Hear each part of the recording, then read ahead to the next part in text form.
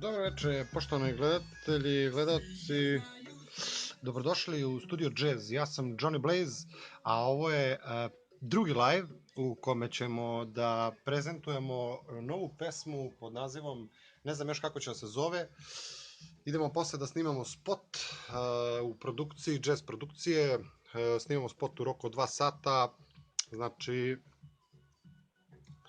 biće tu raznih nekih rasveta, kamera, dronova, kronova, ovih još nekih elemenata tu koji su nam neophodni da bi to bilo kako bi trebalo da bude.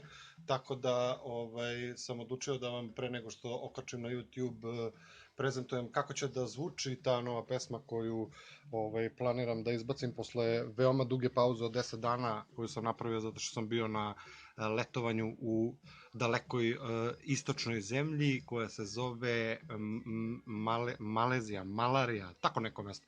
U svakom slučaju, nova pesma naravno obrađuje ljubavnu temu između žene koja bi volela da bude s njim, a on je previše veliki zalogaj za nju.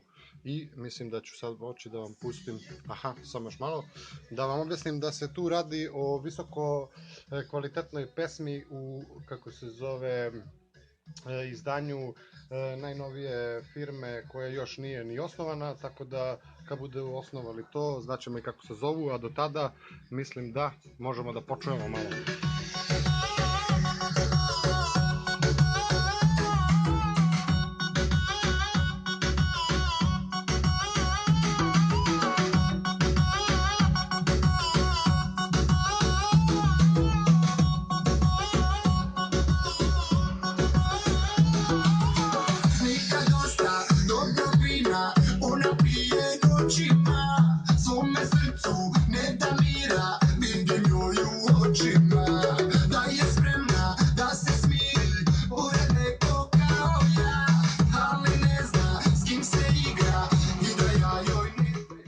Naravno, pesma je snimljena malo pre, pa još nisam naučio tekst baš najbolje, ali do live-a 3 potrudit ću se da ovu izvedbu napravim i da bude malo, eto.